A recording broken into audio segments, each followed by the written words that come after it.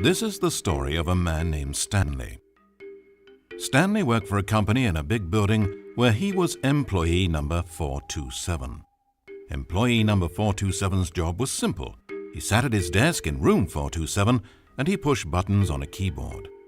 Orders came to him through a monitor next to his desk, telling him what buttons to push, how long to push them, and in what order. This is what employee 427 did every day of every month of every year. And although others might have considered it soul-rending, Stanley relished every moment that the orders came in, as though he had been made exactly for this job. And Stanley was happy. And then one day something very peculiar happened.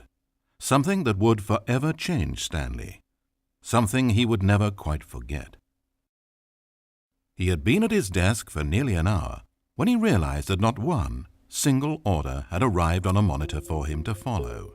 No one had showed up to give him instructions, call a meeting, or even say hi. Never in all his years at the company had this happened, this complete isolation. Something was very clearly wrong. Shocked, frozen solid, Stanley found himself unable to move for the longest time. But as he came to his wits and regained his senses, he got up from his desk and walked out into the hallway.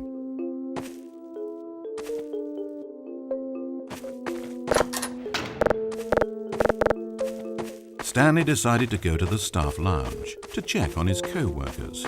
He never functioned well by himself and constantly needed support and guidance from others, so the thought of total solitude was terrifying to him.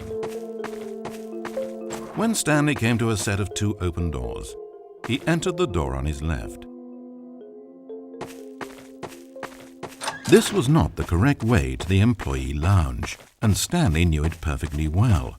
So he turned left at the first open door and walked back in the right direction. And like that, he was back on track.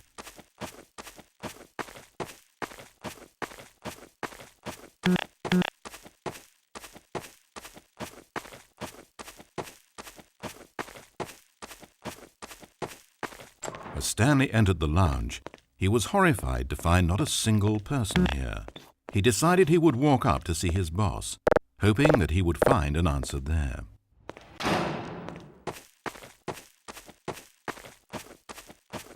Coming to a staircase, Stanley walked upstairs to his boss's office. But Stanley just couldn't do it.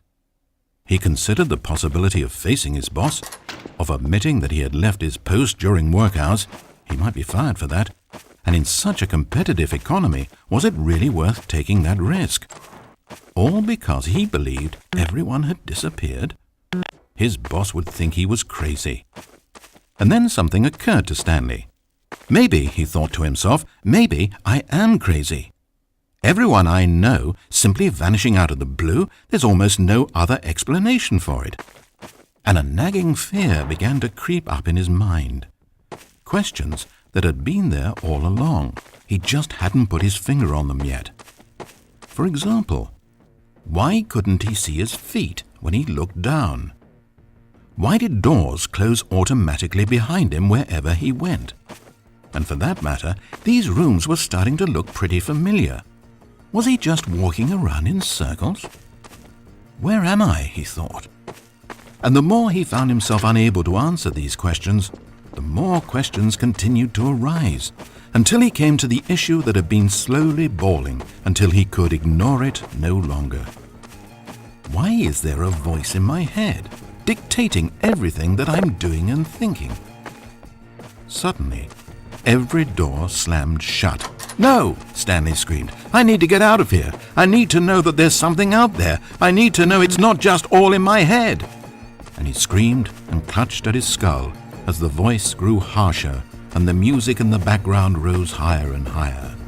And then, moments before collapsing to the ground, Stanley clenched his fists and screamed to anyone who might be listening, "I'm not real! I'm not real! Don't believe any of it! None of it's real!" And then everything went black.